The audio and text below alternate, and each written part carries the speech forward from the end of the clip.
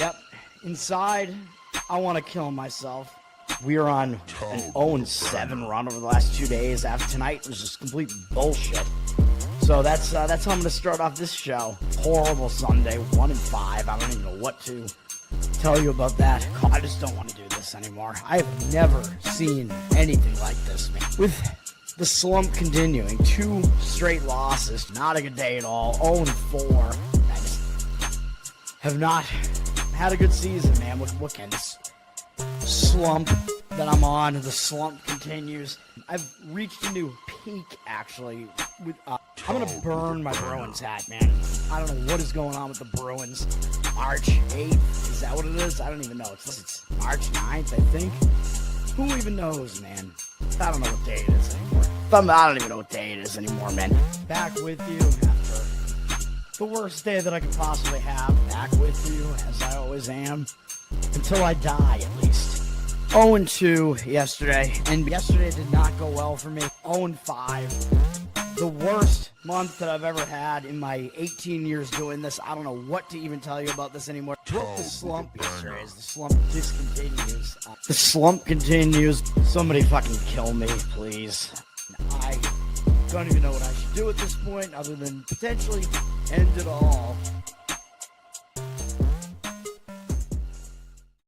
What's up, everybody? It's Toad back with you for Toad Stool Sports. Monday, December 22nd. The streak ends. I'm pissed. I'm very pissed about everything. Dude, I'm just so fucking pissed about picks, fantasy, everything just going fucking haywire, and a lot of it just injured quarterbacks. Jordan Love gets hurt, and absolutely no way that Green Bay pick should have lost, even though that was not a play of mine. No way the Ravens should have lost last night. They were up 11 points with 5-6 minutes to go. Lamar Jackson exited the game with an injury. And then the game kind of ended on a similar play to Green Bay's, where the quarterback just couldn't handle the snap, even though Huntley, he's pretty experienced. He was doing all right in the game, but still, I think if Lamar Jackson was in there, the Ravens finished that game off. Henry was oddly out of the game as well. He didn't play for the entire fourth quarter. So the best player on the Baltimore Ravens was just inexplicably missing. It makes absolutely no sense to me. I have no idea what happened in that game. It never should have happened that way. And then, of course, I had J.J. McCarthy as my fantasy QB since I lost Patrick Mahomes. Rashee Rice, he wasn't going to play. And then Kansas City goes in there, and Gardner Minshew tears his ACL, immediately. So back-to-back weeks, torn ACL quarterbacks for Kansas City. I don't even know who their other quarterback is. I don't even know what to tell you. And then in my fantasy league, I also had Woody Marks. He didn't play either, so I had to put in other guys. So, what can I even do? There's nothing that I can even do. My entire team just gets injured, and I'm the 1 seed. I'm up against a 40-point performance from Nakua, which is half of my opponent's entire score. I can't do shit. I can't do anything. I'm dead. Unless Jonathan Taylor's going to get me 50 points tonight. That's not going to happen. I'm so fucking pissed. And then the actual plays yesterday were not good either. We went 3-4-1 on the show. So whatever. Hopefully you got the Giants +3. I did say maybe pay upwards of maybe about 115 on it. There were 3s out there at some books briefly. I was able to find it at 3. They pushed. Come on, man. The Giants, Jackson Dart had 30-something yards total through the air. What? I know Minnesota's defense is good, but what the fuck happened in that game? J.J. McCarthy goes down. Minnesota has no offensive attack in the game at all, and the Giants can't win. Seriously? So that winds up being a push. And then Dallas, they started out all right. Touchdown right away. They're up 7-0. Nope. Then they just completely shit the bed. Dallas, they're done. They're officially I think they might have been officially eliminated anyway with the Eagles winning, because I think the only path for the Cowboys to the playoffs was winning the division, I believe. I don't even know, man. I thought that was a horrible spot for the Chargers. I can't believe that. And then Arizona, I am so pissed. Dude, I'm beyond pissed. Plus, this fucks up my my money contest that I'm in where you have to pick 5 games. I lose by the half point on Seattle, and then I had these picks, and then I did use the Browns as my other pick, which wound up being my only win of the week in that game. I lose all 4 of these other ones because the Giants were 2.5, and then we lose on Arizona, even though they're winning the entire first half. They were up 10 points multiple times in the first half, and then what do? They come out in the second half and they score 3 points in the entire second half and they lose the game. And they still had a chance to at least push at the end, assuming you guys got the 3 on that one. The 3 was pretty readily available on that one. Although I think in most places you did have to pay a little bit more for it, but only like minus 112, minus 113, whatever, minus 115. Worth it for that one, but still. And then that final drive, I'm thinking, all right, they can get a touchdown here and cut it back to within 3 and at least push this.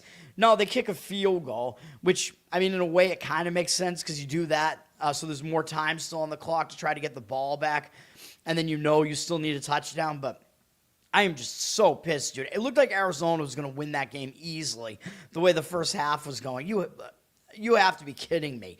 In college basketball, we had an easy blowout win to start the day with Pitt. 80-46, I think was the final there. That made me look good. Then Northern Arizona, I don't know what the fuck happened in that game. They lose by like 22 points. The game was like tied in the second half, but then they lose by 22. I can't even tell you what happened in that game because I didn't see any of it.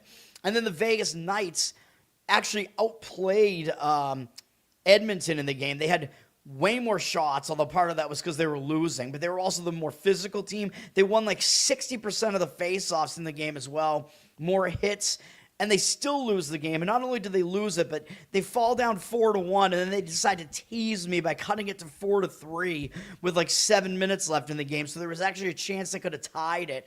Come on. Like, if you're going to do that, just lose the game 6-1. Put me out of my misery, you fucking bastards.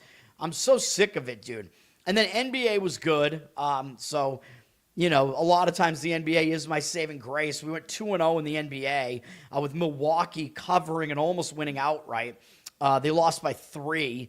And then the other game went into overtime. I don't know if they both went into overtime. Sacramento went into overtime and won the game outright in overtime. So another huge underdog winner outright from me in NBA, almost 2 of them yesterday. So NBA did go well. So there you go. So today, that means I'm not going to have any NBA plays because that's the way that it goes. Jeffrey, what's up? Yes, Jeffrey, you were correct on the under in the hockey game there. I was not right about that one. So that was a winner for you. That was good for you. All right, let's get into – I got to share my screen. Oh, my God. We got, pretty much every sport is in action today, but I only have 3 plays here. I mean, the board is not very enticing to me here. We have more college basketball games than I expected, but a lot of them are non-Division I teams getting involved here, including UMass Boston, the scene of the crime, the scene where Larry Bird, told me to fuck off and refused to sign an autograph. That was at UMass Boston when he was coaching the Indiana Pacers at a summer league event, which also involved the Celtics. UMass gets to play their little brother, UMass Boston. There you go. There is a D1 game at 11 a.m. between New Haven and Fordham. I got nothing on this game, really. New Haven, they're new to Division I. They've been playing all right, but a lot of their wins are against really weak competition. They're coming off a pretty ugly loss to NJIT. Maybe they were hung over because they played pretty well against Boston College the game before that. But they do have Vandy up next, too, and this is another road game for New Haven. Fordham's been pretty good at home. Fordham coming off blowing out Manhattan, though. That is a satisfying win for Fordham because Manhattan is one of their siblings in the New York City area. It's Manhattan versus the Bronx, basically, there. So Fordham got that win. They do have Dayton up next. Potential look ahead there, although I think New Haven has some big opponent next as well, if I'm not mistaken. Yeah, they have Vandy. I think I mentioned that. I can't really, difficult to handicap this one the way that I do things. Fordham looks like they're taking some of the money up from 11.5 to 12.5. I kind of disagree. 80% of the tickets, 93% of the cash on them. I actually think they might be a little bit overconfident after crushing Manhattan. New Haven coming off kind of an ugly loss to NJIT. I would probably look to take the points here. Total very low at 127.5. So, but I mean, the money does look like it's on Fordham, and that's not a game the public is really going to play. So, whatever. Late scratches in that game. Yeah, I haven't been paying attention to the personnel at all, so I have no idea. I haven't looked at the box score yet either to see if there was anything. Like, I don't know if there was a situation where the goaltenders just played out of their minds or something, or if it was really like a slower game. Yeah, the famous Idaho Potato Bowl is today. That one, it's a really, really difficult game for me to figure out. So obviously I do not have a play on that game either. West Georgia is at Georgia in college basketball at 2 p.m. in Athens. So it is at home for Georgia. But of course, West Georgia is a little brother in the state of Georgia. Georgia is just into the rankings. A lot of times when a team just cracks the rankings, sometimes they get a little bit hyped up and they don't play as well. But they're not coming off of anything big. They just beat Western Carolina. But they did put up 112 points against them. So maybe in that respect, maybe they will be a little bit hyped. Georgia's undefeated at home. West Georgia did just beat some non-Division I team, though, to break a losing streak. So that is good to give them some momentum coming into this. I mean, the game is a complete mismatch. But the question is Georgia going to win by 34.5? They might. I mean, the total's up to 170.5 because I think both of these teams play fast. That is a really high total. So I don't really want to come in and take the points, even though that might be the way that I would lean in this game, but I don't have a strong opinion at all on that game. Quick played well. Bad Santa 3. I wonder if they'll actually make Bad Santa 3. Bad Santa 2 wasn't that good. The original was awesome. I love the original. Saw it in the theater with one of my friends. I think we were still in high school when that movie came out, the original one, or we were just out of high school. It might have been like freshman year in college, and I was back home. I forget, but I went with one of my high school friends to Bad Santa, if I remember correctly. Shout out to Adam. And then Bad Santa, by the way, the kid from Bad Santa, because I know what he kind of looks like now because I saw Bad Santa 2 where he was basically an adult in Bad Santa 2, the fat kid. Because the movie came out like a decade later. But I'm watching Jeopardy because I do watch Jeopardy. This was probably about a year ago. I'm watching Jeopardy. And one of the contestants, I'm like, holy shit, this is regular Jeopardy. I'm like, holy shit, this guy looks exactly like the fat kid from Bad Santa. And they said he was an actor from Canada. They said his name. He never mentioned anything about being in Bad Santa. And I looked him up.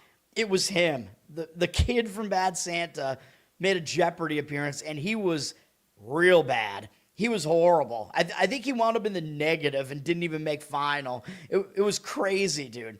Absolutely crazy. And he never mentioned being in Bad... Dude, is he embarrassed that he's in Bad Santa? I mean, come on, man. Like, I think it's awesome. That's like your claim to fame. Hell yeah, you're the kid from Bad Santa, man. He was a sympathetic character. He was just, a fat... a fat, retarded boy. Let's not get my channel nuked. Yeah, Thurman Merman, yeah. I don't know, man, but it was him on Jeopardy, and he was horrific on Jeopardy. All right. I don't think I want to get into every single one of these games here. That's because we have a lot of afternoon action here, but we do have NJIT and Butler. I found to be a little bit interesting because I think Butler is in a sandwich spot here, so I'd be looking to go against them here. They did just play Boise, Providence, UConn, Northwestern. They got the win over Northwestern. They have NJIT, and then after this, they go back to Big East play, facing Creighton after Christmas on December 30th. So, looks like a pretty classic sandwich spot. My question is, though, Butler only beating Northwestern by 3. I don't know. I mean, Northwestern's not really that good, so is that really going to put them in like a huge letdown spot? I don't know. That's kind of my hesitation with this. NJIT is awful, but you're going to see one of my plays today is probably the ugliest play that I've ever given out in college basketball.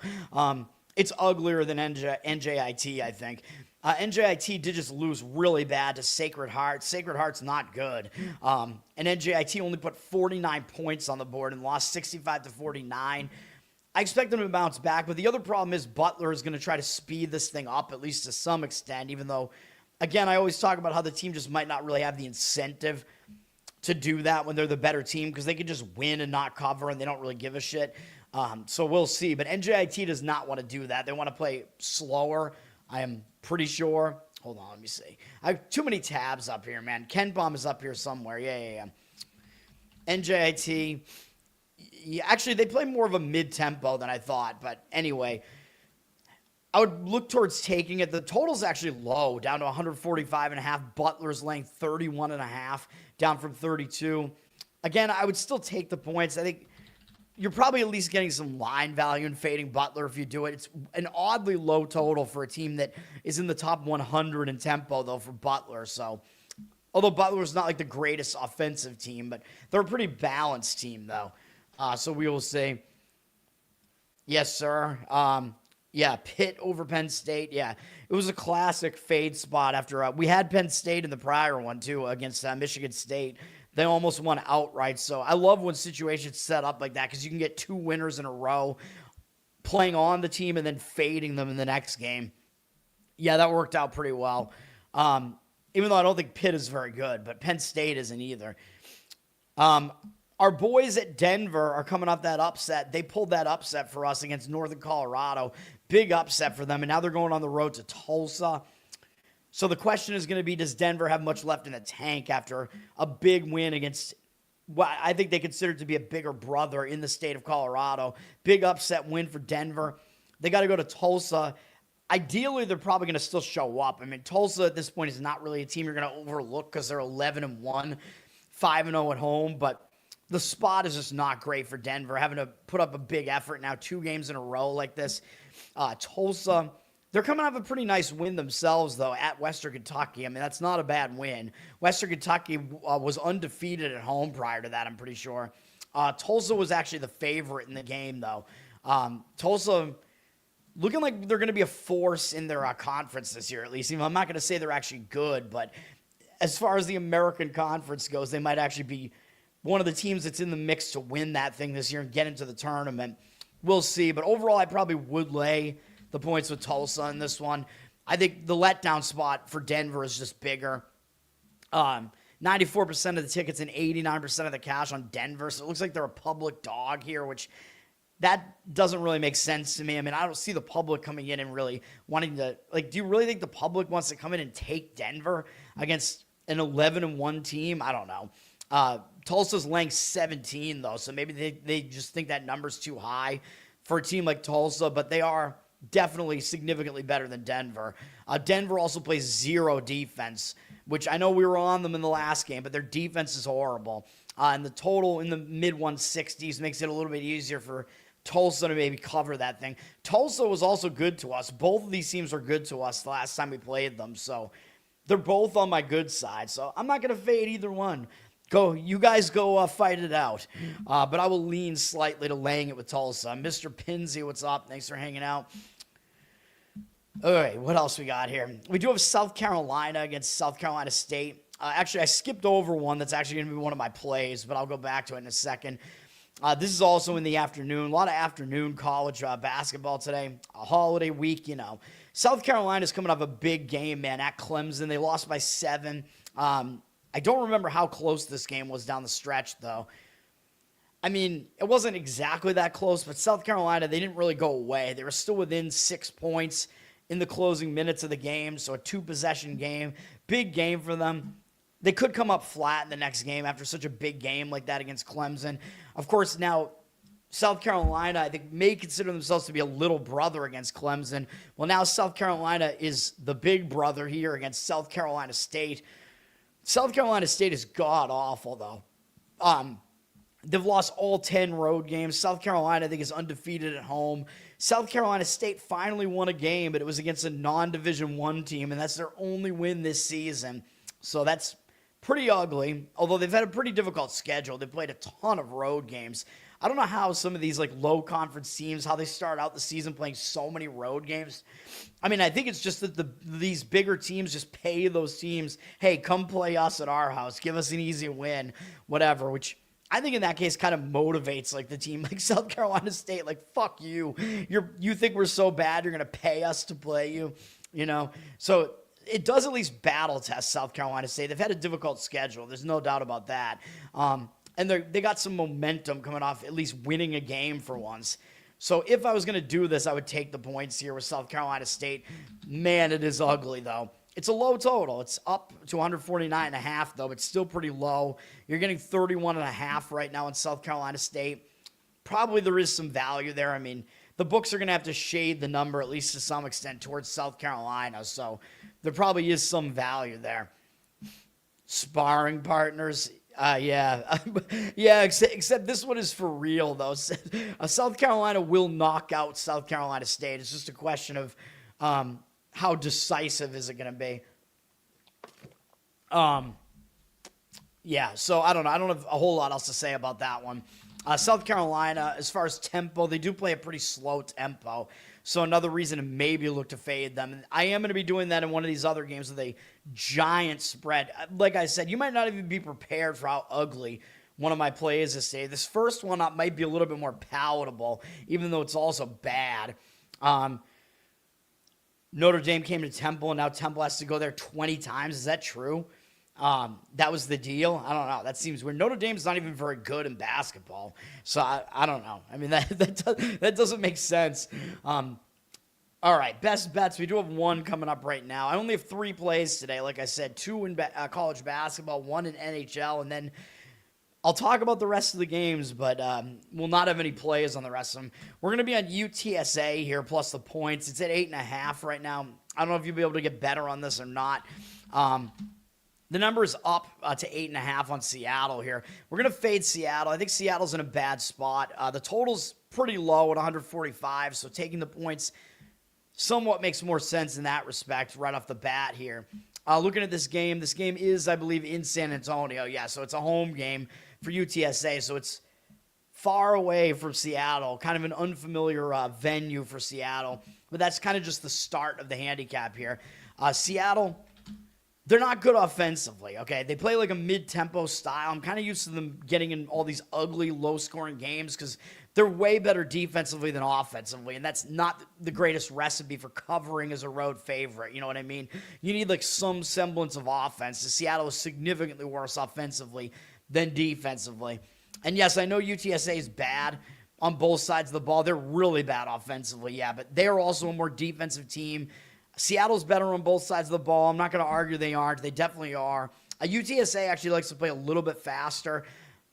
Even if the game gets slowed down, though, like I don't think it's really going to like totally throw them out of it. And we're looking for the home underdog to cover here, so I'm okay with it being a slower game. You know, fewer points scored means it's easier to cover as the dog. But the main thing here is that Seattle, I mean, first of all, looking at their record, 10-2, they just look way too good right now. But look at the spot that they're in.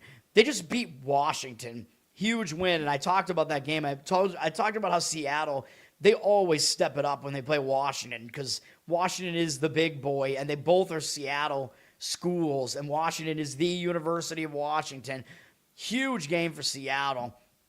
Now, they get the win, upset win over Washington. It wasn't a massive upset, but it was like point spread-wise, but probably still, Washington was probably, what were they, like a 9-point favorite, maybe 10, I don't know, whatever it was. Still a huge win for Seattle. Now they got to go down to UTSA. And Seattle, they have not played a true road game outside of the Pacific time zone this year. The only time they were outside of the Pacific time zone, let me see. Actually, was this Pacific as well? It was. This was in Las Vegas. They were in the Resorts World Championship, whatever the hell that was. So you can correct me if I'm wrong, but I don't see it otherwise. I think Seattle has not left the Pacific time zone yet this season, which is ridiculous. And they're having to travel to San Antonio with only 2 days off here after that huge win for them. And then when they get back home, well, they're going to go home for Christmas. And then after Christmas, they start conference play in their new conference because Seattle used to be in the WAC, and now they've moved up to the WCC because they were good enough in the WAC. The 2 best teams in the WAC moved out of the WAC. So Grand Canyon moved to the Mountain West, and Seattle moved to the WCC, so their next game, right away, they play one of the better teams in the WCC, too, with San Francisco up next. That's a massive game, dude. The first conference game in their new conference, and it's against probably one of the top 3 teams in the conference, San Francisco. Maybe Santa Clara, you want to argue there. So one of the top 4 at least, though. Huge game there. This is a sandwich spot for sure. It's a weird travel spot. And for UTSA, I like how it sets up for UTSA because they just were out on the road for 3 really difficult games. Alabama, Colorado, USC. They weren't really close in any of them. So it's not one of those games where they're going to be like flat coming off of like almost beating one of these teams. But that battle tested them. And now they're back at home. And the last time they were at home, I think this was at home, they lost horribly to South Alabama. Oh, no, this is in San Antonio. My mistake. Oh, no, it was. Yeah, what am I saying? Yes, this was in San Antonio. Yeah, what am I saying? Yes. So their last home game, they lost horribly. And I like spots like this in college basketball. The return home spot is not like it is in professional sports where guys have to get back to families and whatever. That's not really a thing in college. But like when a team is coming back for a home game, usually they don't have that long road trips in college either. But when a team comes back home, and the last time they were at home, they got totally embarrassed, like UTSA did, losing 82-58. South Alabama is a decent team, but still, you lose like that to anybody, you're going to be pretty angry. I think the next time you're on that floor, you want to redeem yourself. So this is a spot that works out pretty well in college basketball. Getting a bunch of points here. UTSA plus the points is the play in that one. All right. Let's keep going here. What else we have? We got getting into the evening slate of games here. I mean, Virginia is ranked, so I guess I'll just give them a shout out. They're playing against American University. Virginia's coming off beating Maryland, although it wasn't a very impressive win, only beating them by 8. Maryland looks like they're kind of down this year, man. Virginia does have a big rivalry against Virginia Tech next, so I guess you could still argue kind of that this is a sandwich spot because they're coming up beating a Big Ten team. But my issue with it is they didn't play well, and they didn't cover the spread in that one either, so they were supposed to win more easily against Maryland. But if you do want to take American here, although they are also 0-4 on the road, Virginia's 7-0 at home. But the thing about Virginia is they play slow. I mean, that's what they're notorious for. So laying a ton of points with Virginia, usually not the way that you want to go.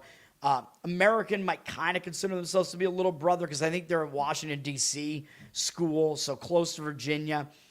They're making the Virginia trip here where they just lost to VCU by over 20 points. So tough game, but they weren't very close in that game. It kind of battle tested them at least. If I was going to play it, I would probably look to take the points. What the fuck? Video downloader. Yes, thanks for uploading. Thanks for updating, I mean, so I can continue to download my my Seinfeld drops. What was I looking at here? Oh, yeah, American. The spread's up to 28 here, although the total's kind of higher than I expected, 157. But still, taking points against Virginia does sometimes make sense because they don't run the floor and really run opponents off the gym, you know what I mean? Siena at Indiana is interesting on Big Ten Network in the evening. Siena is actually a pretty good team this year in the MAAC. They might be the best team in the MAAC. It's probably between them and Marist right now. Quinnipiac pretty good as well. Now, Siena did just take a loss, though, to Vermont on the road, and Siena had not lost since early in the season. So I talk about when a team loses a win streak, sometimes it will hang them over coming into the next game. But you could also argue they were looking ahead to Indiana, and that's why they lost to Vermont. Vermont is not a pushover, even if they're down a little bit. That's still not an easy opponent to beat at their place. Maybe Siena was looking ahead here to Indiana. You got to think they're going to step up for a game against one of the big boys in Indiana. Indiana's sitting at 9-3, 8-0 at home. Indiana's resume is actually not that impressive, though. Their best win is against Kansas State, I would say. They did beat Marquette as well. One of those is the best. I mean, both those teams are down a little bit. And then Indiana, I guess Penn State, you could argue that win is in the mix as well. So Indiana's beaten some bigger conference teams that are better than Siena, sure.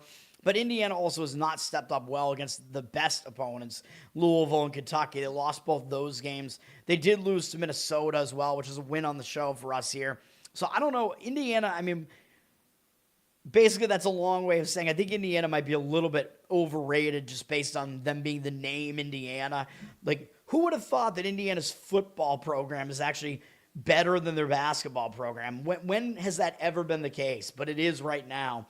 I'm not saying Indiana's bad, but Siena might give them a little bit of a run here in this game, man. The public looks like they are on Siena, though. 93% of the tickets, only 90% of the cash on them. Indiana up to 22.5. Total's low at 144, so I don't know. I mean, I was kind of thinking maybe Indiana, because Indiana does start Big Ten play after they have a long rest. Then after the holidays, they start Big Ten play against Washington. Or not start Big Ten play, but they resume it, I should say. So that is kind of a look-ahead spot there, too. So I don't know. I mean, my opinion would be leaning towards Siena plus the points in that one. I mean, I'm not really sure the public is really coming in on Siena in that game, or if it's just that there's not really much public activity in that game. I don't know. I wouldn't really expect the public to be on a team where they don't know their name, especially when Indiana has the same record and everybody knows their name. Everybody knows their name. All right. North Dakota State and UTEP. This is a continuation of the Sun Bowl Invitational, which is hosted by UTEP. But remember, I told you yesterday, and almost made my card. Maybe I should have given it out as a play. UTEP was in a bad spot, dude, coming back from playing really tough in Hawaii. So even though they're hosting this tournament, they kind of got screwed by the scheduling here, and they lost in an upset to Norfolk State. So now they're in the third place game here, the consolation game, because there are only 4 teams in the tournament here, which is also what I'm going to be in. Isn't that great? Although my fantasy league is 12 teams, but still, I'm going to have to win next week to get into the money and get the third place. I fucking hate it. With my MASH unit of a team, UTEP took the loss, though. I think they should bounce back at home here, man. You know, like, defend your home court. We're in a bad spot. You took an ugly loss as a favorite. I would lean to UTEP in this one. It also looks almost too easy to lay the points, like only 4.5 with North Dakota State as the way better record at 10-4, UTEP 3-7. North Dakota State had a tougher battle yesterday too against a pretty good UC Irvine team, and they fell just short, losing by 1, and that broke a long win streak for North Dakota State. So I could see them being a bit hungover in this one. So if I was going to play it, I would lean towards UTEP. Getting the 4.5, low total, 144.5 as well. All right. Princeton and Temple. Jeffrey's team there, Temple. This game, Princeton's coming off a real disgusting loss, dude, to Merrimack. Princeton is awful this year. There's no doubt about it. They lost Xavier Lee to Florida. Princeton, I mean, they were one of the better teams in the Ivy for a little bit. Not right now. They've lost 7 games in a row, but that loss to Merrimack at home, that's disgusting. And now Princeton's been off since December 10th, so I think that's good for them to just bust up that losing momentum. You went into it on the worst note possible, losing to a pretty awful Merrimack team at home as a favorite. I expect them to show up in this one, man, at Temple. And Temple's coming off a pretty good win over Davidson on the road. Davidson was favored in that game. Temple pulling off the upset there, and that was 4 days ago, and they're on a 3-game win streak. So, yeah, they do have momentum, I guess, but they could be in a bit of a letdown here. So, if I was going to play this, I would look towards Princeton because I think the rust factor is not really a thing when you went into that long break on a horrific losing streak. I think you use that time off to fix a bunch of shit. So, even though Temple is up to an 11-point favorite here, I would look towards taking the points with Princeton in this one. Total's down to 141.5, so it's a pretty low total there as well. All right. What other games was I looking at here today? All right, we'll go to my last best bet here. The last one in college, I should say. I know, dude, I got to be selective, man. I can't give out a play when it's not that strong, although I will say that one of the other ones I talked about was one of the stronger opinions that I had. NJIT was one of the ones I was considering, and then I think there's one other one that I was considering that I'll talk about, but this is where it gets as ugly as possible, man, and I have my reasoning behind it. We're going to take the worst team in Division I basketball, Mississippi Valley State, plus 41 against West Virginia. that's what we're going to do here, man. I mean, first of all, you're asking West Virginia to win this game by 41.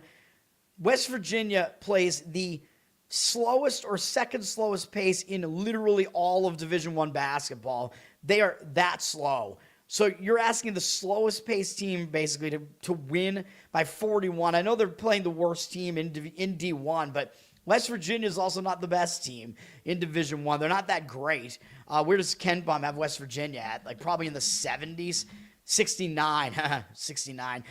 So my mistake. West Virginia plays the 14th slowest tempo, but still extremely slow tempo. They're not even in the top 100 in offense, so they're more of a defensive team. So this is a team that plays slow. They don't score well. They're basically North Texas from the previous few years. West Virginia was already a slow-paced team as well, but now they brought North Texas's coach in, and now they're egregiously slow. And yes, I know West Virginia is really low in the luck index, so Ken Bum is telling you they're actually better than their record looks, but he still has them hardly in, barely in the top 70, and they faced a really weak schedule, 351st strongest schedule. So they have like one of the 15 weakest schedules so far. So that's not great.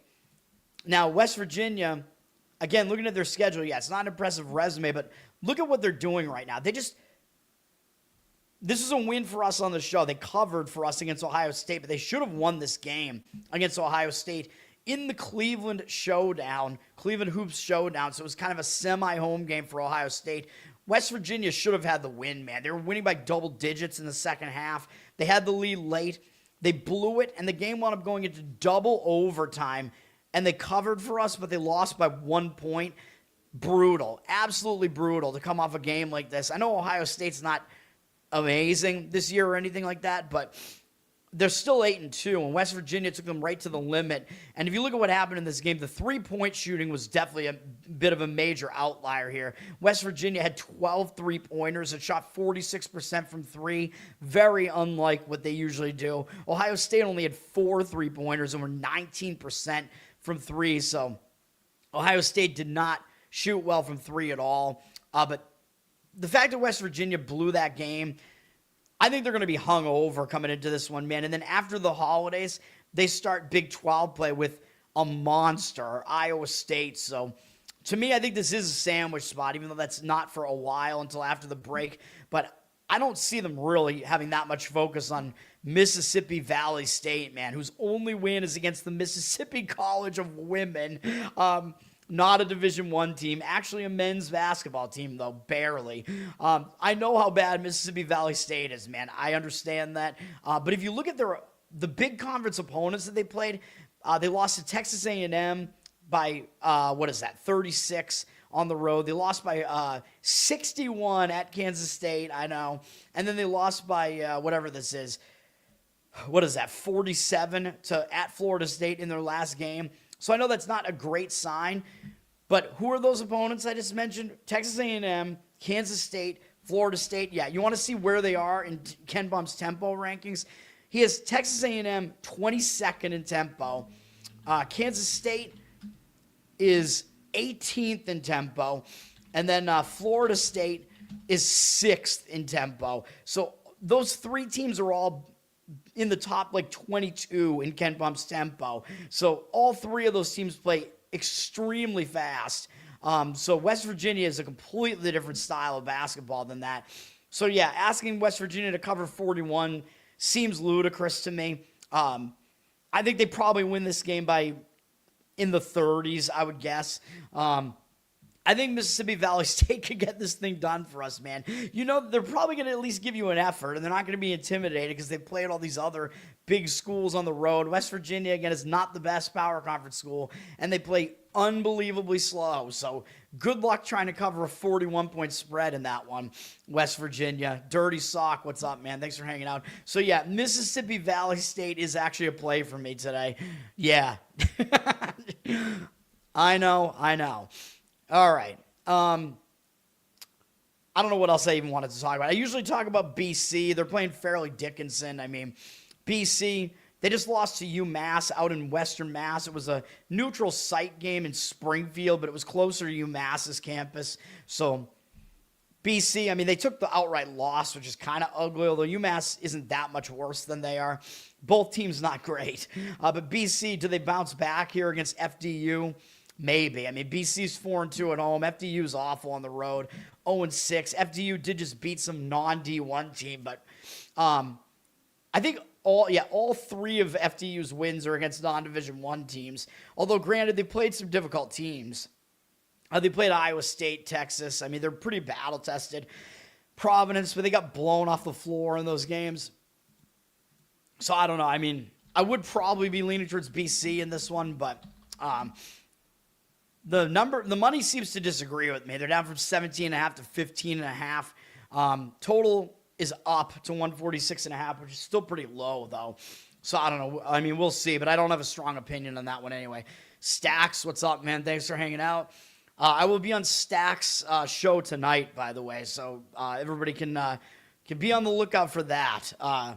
Stacks, I don't know what your where you're. I don't have like your YouTube link or anything right now or whatever, but I will be on Stack's show tonight. I believe 8 p.m. Eastern, so you guys can be on the lookout for that. Our Garrett, North Carolina guy, is not in the chat right now, but they're playing East Carolina here, and you know East Carolina. They're an in-state little brother. They pretty much always try to get up for games against these other North Carolina schools with mixed results. I mean, they're always worse. So the question is, like, is North Carolina going to cover as a big favorite here?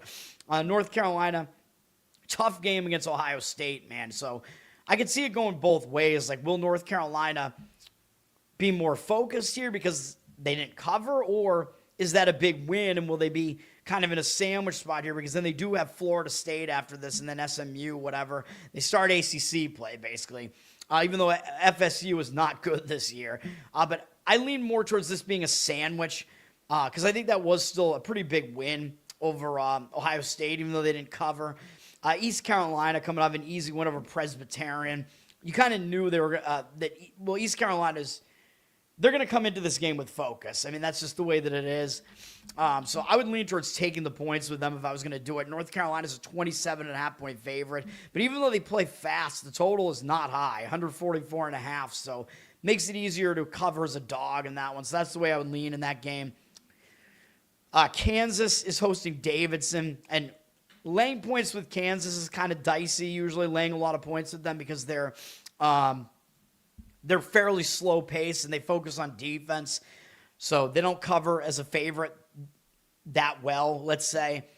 Davidson, kind of sneaky. They're not that bad. This reminds me of the 2008 tournament, right? The Elite Eight game where Steph Curry's Davidson team almost pulled off the upset against, I believe, eventual champion Kansas that year. That was crazy. Some of those games are crazy that year. My bracket autism coming back here. Davidson, they're coming off that loss that I mentioned to Temple. Maybe Davidson was looking ahead to Kansas here. Davidson lost as a favorite against Temple. So I think they were probably looking ahead. You will probably get a decent effort out of them here in this one. Kansas, they're just coming off crushing Towson. Towson's not horrible, but not a whole lot to see there. And then Kansas is going to go into the holiday break, and then they start conference play, but they only do it against UCF. So maybe not the biggest look ahead, but it is still the resuming conference play there. I mean, overall, I would take the points in this one if I was going to do it. It almost looks too easy to lay the points with Davidson. They're only laying 16, down from 18, although it looks like the money's coming back on Kansas right now with 50% of the tickets evenly split and 62% of the cash on Kansas. But I would take the points here if I was going to play this. Total's low as well at 136. Like I said, that's Kansas's style. They're going to slow it down. They're going to play defense. So maybe not the greatest idea to cover a huge number like that. Saab, what's up, man? Yes, you're already spying him. I already gave that out as a play, UTSA. That is one of my plays today. Seattle is definitely in a sandwich spot and a weird travel spot there. That's my favorite of my two college basketball plays today. With the other one, I mean, the other one's just way too ugly to really love it. But we also are playing Mississippi Valley State plus 41. Vegas, yeah, fuck them. I'm not happy. I'm more angry at them because they teased me. But dude, if you look at the stats in that game, they outplayed Edmonton in the game. All of the major stats in the game were all on the side of Vegas. They dominated physically, dominated the possession. Like, I have no idea how they were losing that game 4-1. All right, we have Missouri and Illinois is an interesting game. This is a neutral site game in St. Louis, which is like kind of midway between where the two campuses are. So this is going to be an interesting one. It's on Fox Sports 1. Illinois is ranked 18th in the country. Missouri, a little bit down this year, I think, from what they did last year. The record looks pretty good at 10-2. Illinois is definitely the better team, though. But Missouri, they pretty much just have focus on this game because they're coming off some easy wins. They go into the holiday break, and then they go to a SEC play after this. So they really have not much to focus on, just except for this game here. Illinois is coming off a game where they lost to Nebraska, and they've played 4 big games in a row against Connecticut, Tennessee, Ohio State, and Nebraska. Now, I could see this going both ways, though, which is kind of my issue with this game. Is Illinois going to be in a hangover after that loss to Nebraska? Because Nebraska was an undefeated ranked team. Or is Illinois going to bounce back? Because Illinois was actually an 11-point favorite in that game, or 10-point favorite. Don't remind me, because that was a loser for us on Saturday, last Saturday or whatever, on that game. Illinois losing outright is a big favorite. I kind of think that the former will be the case. I don't think Illinois really cares, we were an 11-point favorite here.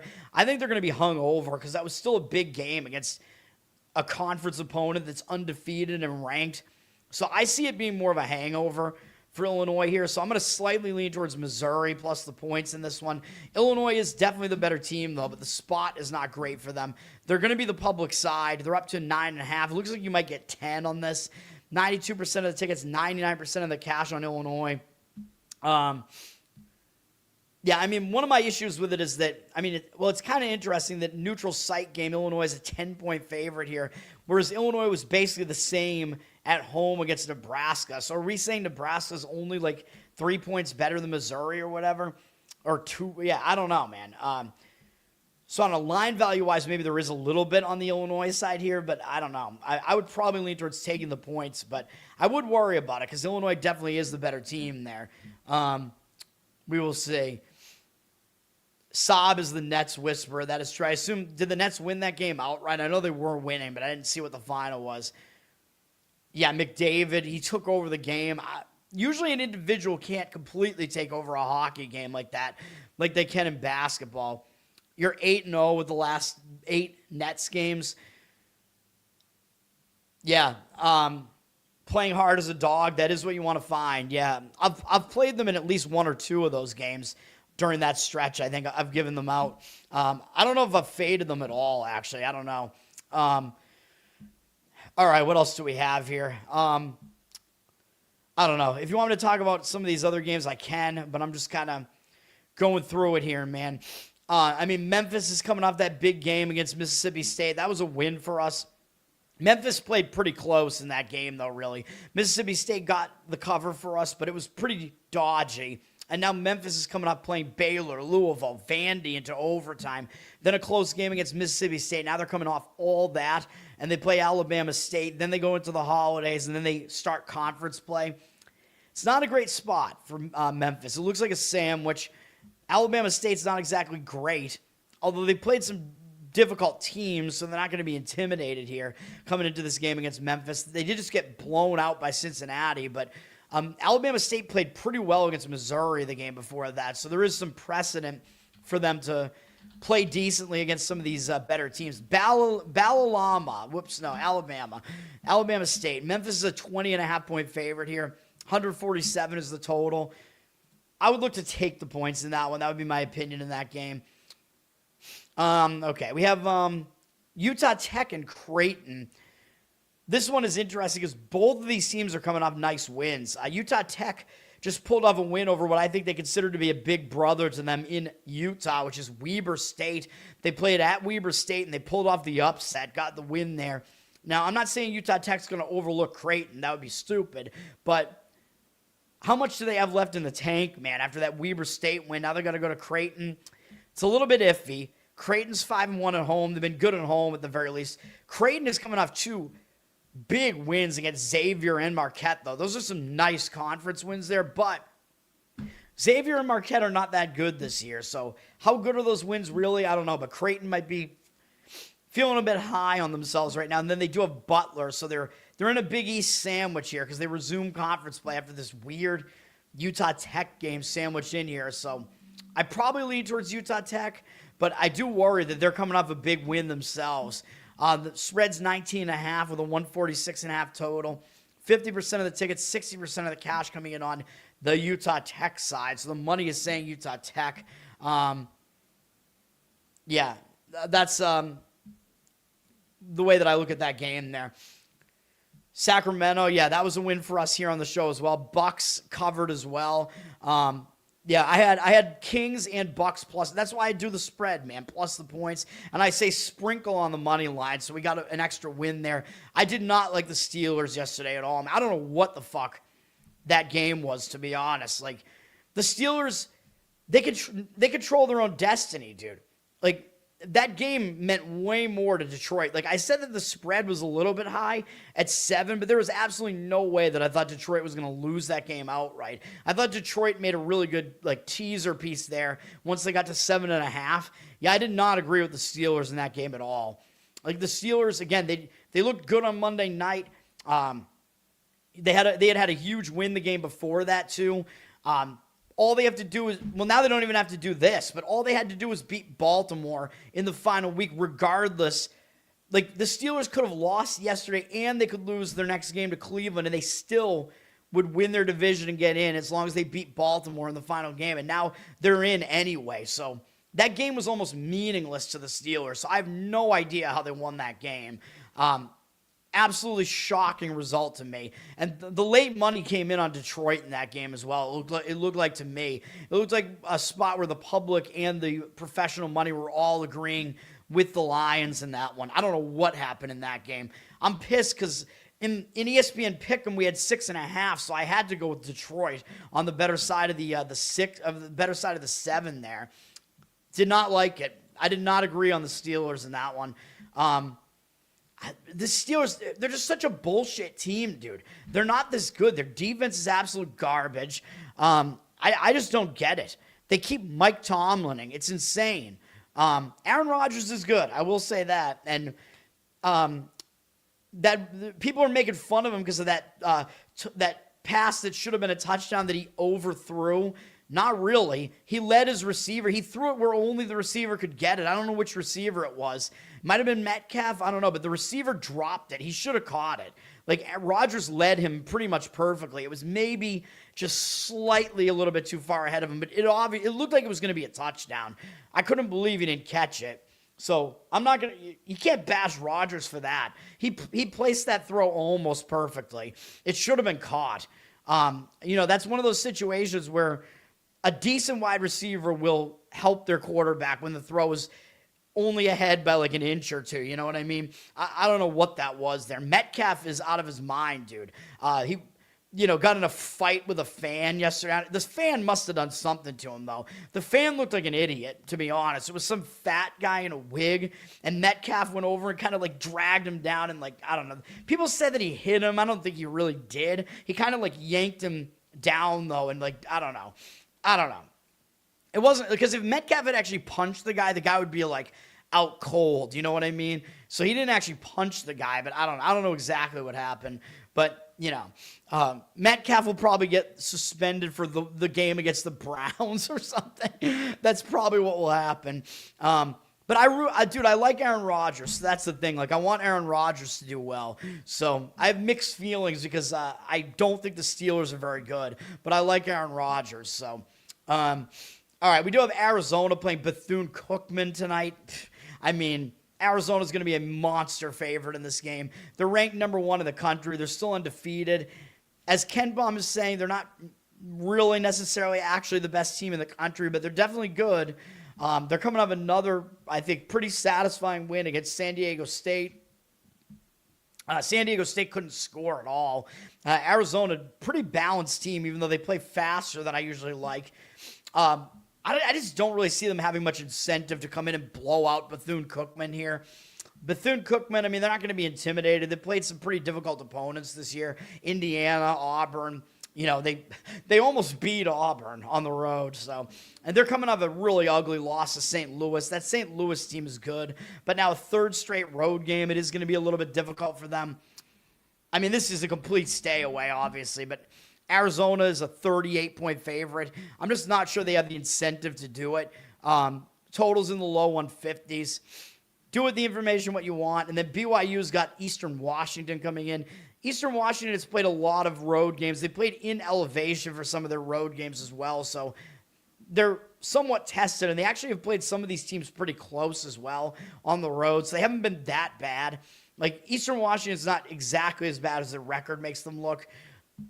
They're coming in, they're already in Utah. They played in elevation again already at Utah, so they're adjusted at least, and now they're coming off that loss to Utah. BYU is definitely better than Utah, though.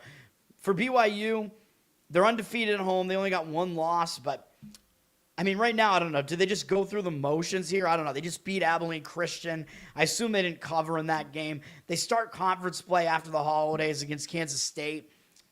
I don't know. I mean, you could definitely argue that it's a spot where BYU just wants to get in and get out. They don't really care about style points, about covering, whatever. They're a 35-point favorite. Total's pretty high at 164.5. Money is coming in towards Eastern Washington. 50% of the tickets, 83% of the cash on Eastern Washington. Again, I guess just giving you all the information, man. Matt, we're going an hour just for college basketball. Oh, it's such a grind, dude. It's Monday. It's not even a big college basketball board. All right, and then we have the championship game in the El Paso, the Sun Bowl, whatever the hell. The Sun Bowl football game hasn't been played yet, but the Sun Bowl tournament here, UC Irvine and Norfolk State. Now, UC Irvine's coming off a nice win over North Dakota State to start the tournament. That was a big game, but I think they're in a better position here against Norfolk State because Norfolk State pulled off the upset, as I said, of the host, UTEP. Big win for Norfolk State. Kind of played a little bit above their pay grade in that game. UTEP was coming back from almost upsetting Hawaii out in the islands, so it was a bad spot for UTEP. I think it comes down to UCI being the better team here, man. I think they get the job done, would be my guess. I would lean towards Irvine here. They're up from 9.5 to 10.5 here. I would probably lay it if I was going to do it, although the total's fairly low at 139.5. And then we do have San Diego at Washington. This is almost a play for me. This is the other game I was going to shout out. San Diego just pulled off an upset of UC San Diego. That was a huge win, man, because UC San Diego has established themselves in a big way over the last couple of years. Pretty new to Division I, but they made the tournament already last year and played Michigan pretty well in the tournament last year. That UC San Diego team, not to be messed with, even though they're not quite as good this year. But San Diego went into their place, I believe, and upset them. That was a huge win, dude, against UC San Diego here. So I think it was at UC San Diego. I don't know. But big upset for San Diego. They could definitely be in a letdown coming off of that. Now they have to fly up to Washington, where Washington is literally just staying in Seattle. So the spot is a lot better for Washington. The one caveat that I do have here is that San Diego, it's a big game for them, so they still probably ideally would want to step up their game to play Washington. Like, it's not an opponent they're going to overlook. You know what I mean? If you're going to fade San Diego here, it's because you think they're going to be too fatigued off of all of that. Washington is 4-1 at home. They've been good at home so far, and they just took that loss, as I mentioned, at Seattle, which is still in their city, but it was at Seattle's arena. Kind of an ugly loss for Washington. They lost to their little brother. I think they come in a little bit pissed here, man. Even though, yeah, they do start, they play Utah, and then they start Big Ten play after that, all coming up after this. So it's all power conference stuff after this. So I do worry that maybe they're going to be looking ahead a little bit. So that is the other concern with Washington. But I would lay it with Washington if I was going to play this. They're down from 21.5 to 20 here. 156.5 is the total. But that is what I would do in that one if I was going to play it. I'm not going to do it, though. All right. And then we have, Sacramento State, I will just point out, they They played pretty close against Cal Baptist on the road in their last game, and Sacramento State was a big underdog in that game. So that was a big performance from them. So they might fall flat here in a fourth straight road game now against Cal State Northridge, who is 5-0 at home. Sacramento State's 0-6 on the road. Northridge just beat some non-Division I team coming into this, so the spot does set up a lot better for Northridge. So I would lay it with Northridge if I was going to play this one. The public looks like they're on Sacramento State for what it's worth, although I don't think they're really playing this game at all. 91% of the tickets, only 78% of the cash on Sacramento State. Northridge up from 8 to 10.5 here. I don't know, man. I like what the market read is saying because I agree with it. I would lay it with Northridge. Total on 163.5 is pretty high, but I don't know if I buy the market percentages, but they do agree with me right now. Like, I just don't know if Sacramento State really is a public side here. But Cal State Northridge, the record doesn't look that good, but they are definitely the better team. So I think maybe if the public is looking at this, they think that line looks too high for a team that's barely above 500. And then Northern Iowa's at St. Mary's. Should be a good game. Both of these teams are good. Northern Iowa just had an ugly game against Illinois Chicago. Northern Iowa didn't play well. They were definitely a road favorite. They won the game, but I don't think they covered. But now they got to go out to the Pacific Coast, although they have done that already. They actually beat UC Irvine at Irvine earlier this year, so they're not, they're not coming into this thing totally cold or anything. They've gone to the Pacific Coast already, although St. Mary's is better than UC Irvine. St. Mary's 7-0 at home. And coming off beating FAU easily, staying on the Pacific Coast, I believe, for St. Mary's. So, much easier spot for St. Mary's here. Was this at home? I think it was. I believe it was. It was in California at the very end. Moraga, California. I think that's where St. Mary's is. I forget. They got a small campus somewhere there. Anyway, yeah, it's just... I think Northern Iowa might be in a little bit of a bounce-back mode, though. And do you really want to lay double digits with a St. Mary's team that notoriously plays slow? Points are hard to come by. Total up to 131.5, still really low. Money is coming in on St. Mary's up to 13.5. If you force my hand, I would still probably lay the points here because the spot is, I think, still a little bit worse for Northern Iowa. Just have to travel out there, but I don't love it at all. All right, we're going to get into NHL in a second here. I'm going to bring up the board here. I do have one more play for today. It is in the NHL. Give me 1 second. I'll be right back. We got to go to intermission a lot, man. My sinuses are horrible in the winter. I don't know what to do about it.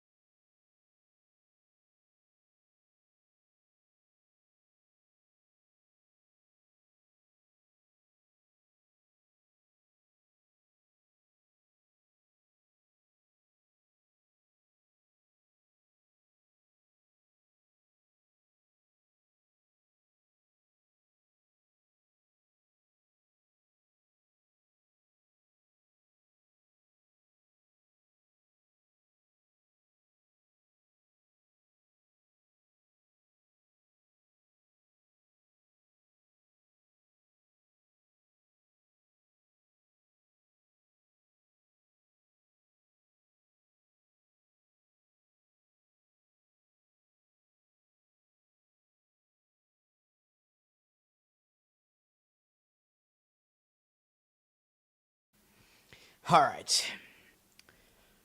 All right, hockey. First game up is St. Louis at Tampa Bay. We won with St. Louis the other night. They beat Florida, so definitely you could argue they're in a letdown spot here. That was a big win as a dog at Florida. I don't really necessarily think they're going to overlook Tampa Bay, though. It's just a question of how much left does St. Louis have in the tank after that win. Tampa Bay, they're also in a bad spot. They just beat Carolina, so letdown spot does look like it is the case for Tampa Bay here. Don't really know that they're going to focus on St. Louis. And they play Florida next, not for 5 days after Christmas, but that's still a look ahead. And Florida did just embarrass them at home 5-2. So I think Tampa will have their sights set on this Florida team here. So I kind of lean towards St. Louis in this one. Tampa's up to minus 240, so you can get a big underdog price on St. Louis if you really want at plus 1.5. It's a somewhat low total at 5.5, somewhat juiced to the over, though.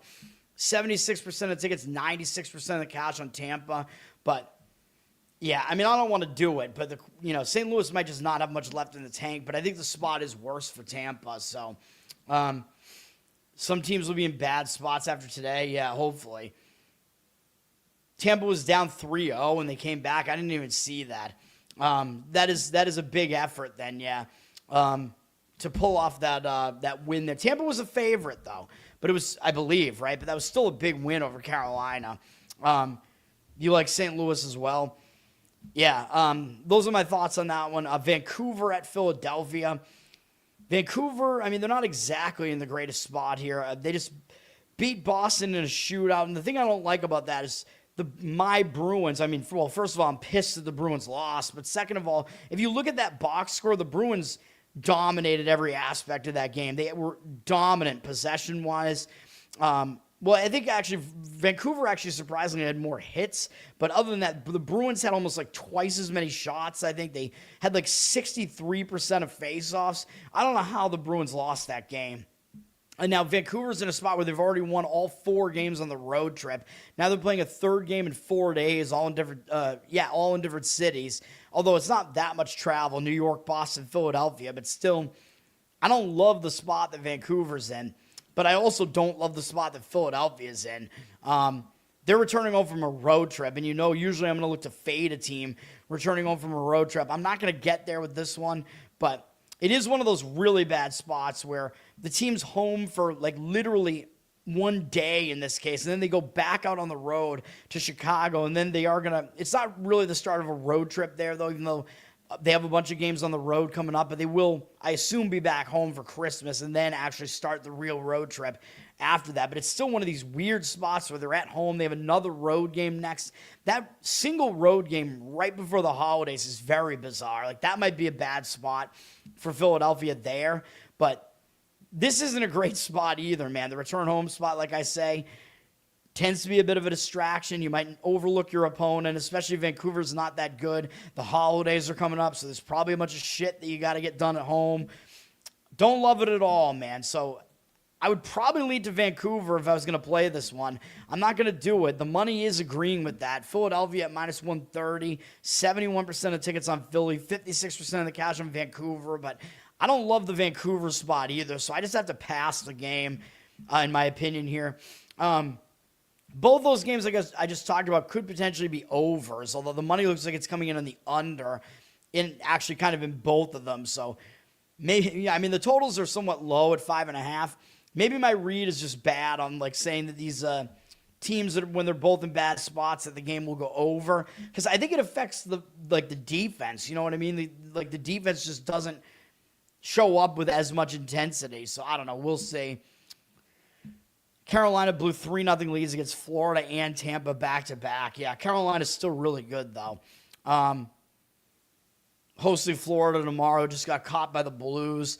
It's probably a better spot for Florida than that one, to be honest. But, yeah, I mean, we'll see, I guess. But Carolina will be, kind of in that quick revenge mode there, though. But coming off that tough game like that, I don't know, man. It's not likely to be a play for me in that one. Seattle at Anaheim. We got the win with Seattle the other night against San Jose. That worked out. Now they're going to Anaheim. They're staying out, in California here for this. They get to play Anaheim and LA back-to-back, which makes more sense because I'm always asking, like, why do teams play Anaheim, then San Jose, then LA? Like, you see that a lot for some reason. Not for Seattle, though. They get to play Anaheim and LA one after the other just down the road from each other, which kind of makes more sense. Now, Seattle did just break a loss streak, so I expect they will be focused coming into this game. Anaheim is pretty good at home, though, and they are back at home now. They did just beat Columbus after they got kind of embarrassed by Dallas in the prior game. Doesn't really make it a horrible spot for Anaheim here, although they do play LA, but it's after Christmas. I don't know. I mean, this game, I don't really see much of a situational edge in this game at all. It looks like Anaheim is public, and the money is kind of starting to come in against them. Anaheim down from minus 200 to minus 187. 70% of the tickets, 73% of the cash on Anaheim. I don't know. I mean, if you force my hand, I guess I would probably fade Anaheim and look towards Seattle. But Anaheim is pretty good at home, though. 12-5-0 at home. I don't really want to buck that in a situation that's not strong. Who will be angry? Carolina? Yeah, but they're coming off like some really difficult games, though. Fade them after Florida. Yeah, I mean, I'm not really liking them in the setup tomorrow either. All right, my final play, it's got to be in this last game, so you probably can guess what it is.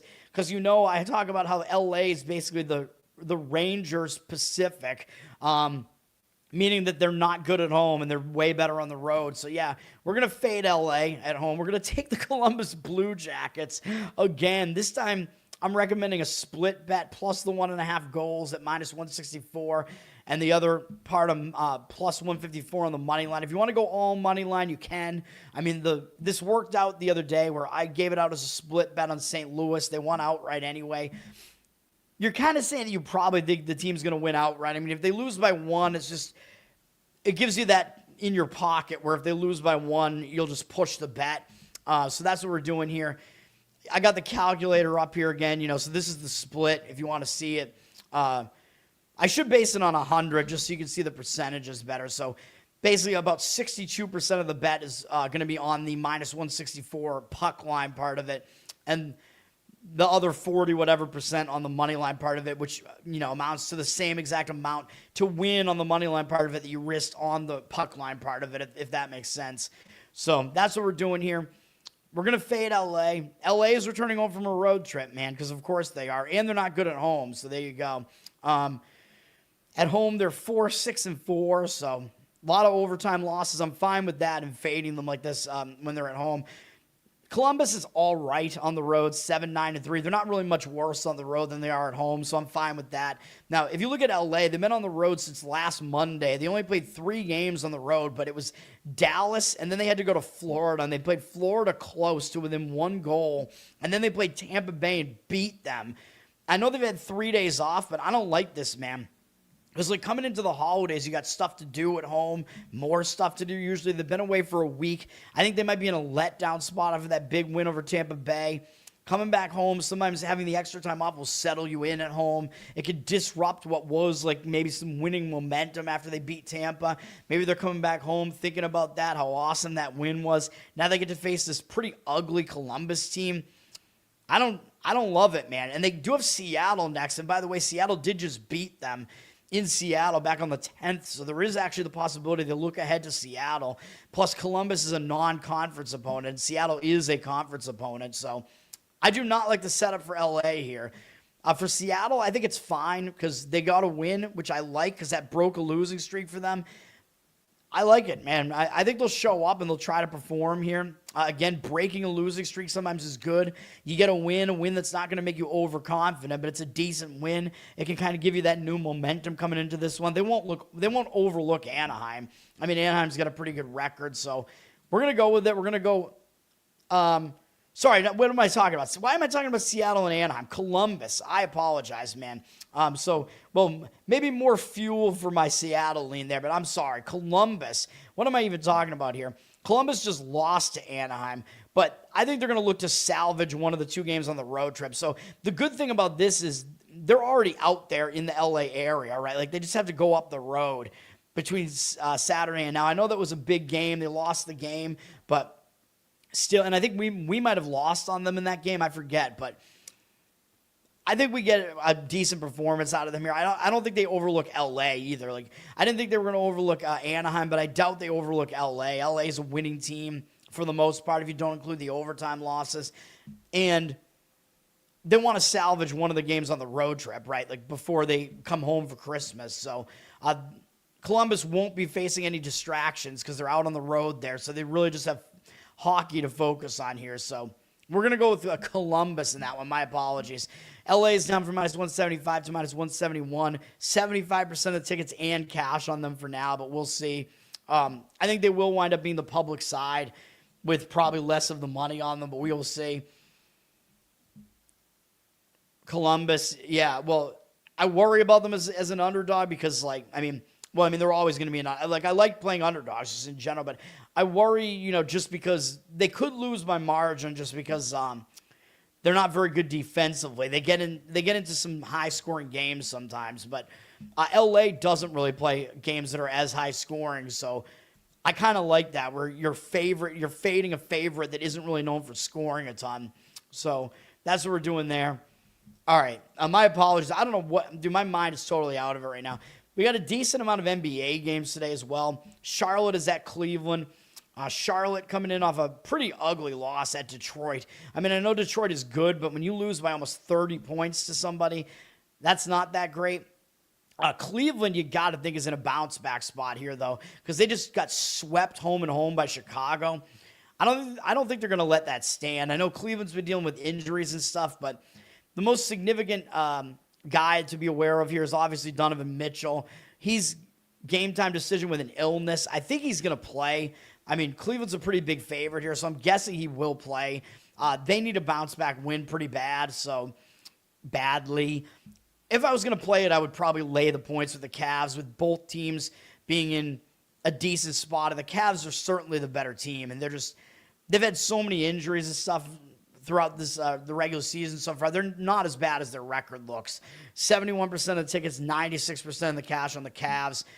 Yeah, I would lay it. I mean, it almost doesn't look that easy to lay that many points with the Cavs with the way they've been playing, but that's what I would do. Indiana is at my Boston Celtics. Indiana just took a pretty ugly loss to the New Orleans Pelicans. That was kind of a sandwich spot because Indiana had played really close against the Knicks the prior game, and then they had Boston upcoming. It was definitely a sandwich spot. I think the only reason I didn't jump in on New Orleans there was because New Orleans had just upset Houston, if I'm not mistaken. But Indiana got the win. Indiana took an ugly loss. New Orleans got the win by almost 20 points. That's ugly. I kind of expect Indiana to bounce back here and be better in this one. The Celtics are not exactly in the greatest spot here, as the Celtics are off two pretty good wins here, beating Miami at home, running away with it in the fourth quarter, and then they went up to Toronto and they blasted Toronto. I think maybe Toronto doesn't match up well with the Celtics because Celtics just beat them twice in Toronto recently, and this one was even easier for the Celtics to get that job done there. Peyton Pritchard took over and kind of went out of his mind there. Underrated player, man, Peyton Pritchard. Small dude, really, really good shooter. He's a good player, dude. He's like a pest out there on defense, too. So, yeah, I love that guy. I got a Pritchard jersey as well. I got multiple different Celtics jerseys, but I got the neon green number, City Connect or whatever the hell it is from last year. I don't like the gold City Connect they have this year. The neon green one was cool, though, neon green numbers, so I got that one. I have a Tatum one as well that's a better quality one, but whatever. Tatum's never coming back. No, I don't know. But the Celtics might be kind of in a bad spot here, man, because of those two big wins. Third game in 4 days, now having to come back from Toronto. If I was going to do it, I would take the points with Indiana in this game. I'm not going to, but Celtics actually are getting the money, though. They're up from 10 to 11.5. 62% of the tickets, 89% of the cash on them, so the money seems to be saying Celtics, but I would not agree. Dallas at New Orleans. And again, I'm not going to have a play on any of these games today. I don't like this board. Dallas is coming off playing Philadelphia pretty close, and I thought that was a letdown spot for Dallas. They did lose. Dallas had pulled off a big upset of Detroit the game before that. But I think this is also a bad spot. I mean, Philadelphia is still a big game. You get up for it. They're in Philly. Now they got to go down to New Orleans. And tomorrow they get Denver, and then they play Golden State on Christmas. So those are much, much bigger games. I think it's a look-ahead spot. So I think Dallas might get caught here again. The problem is New Orleans, I mean, you got to worry about maybe a delayed letdown for New Orleans because they didn't have one after the Houston win, which was a win for us on the show against Houston. They caught Houston in a nugget sandwich. But they, on the other hand, maybe it's a good thing because New Orleans was in what should have been a bad letdown spot after that, and they did not suffer the letdown. They blasted Indiana, man, and now they're just staying at home. They do play Cleveland next, though, but, I don't know. I think the spot does set up better for New Orleans in this game, though. I'm almost tempted to do it. I'm not going to do it, but I'm somewhat tempted. Zion Williamson played well in that game. For Dallas, you got to be aware of all the injury shit that's going on with them. We know they're now without Lively for the season. That was already the case for a while. Klay Thompson, we don't know if he's going to play or not today.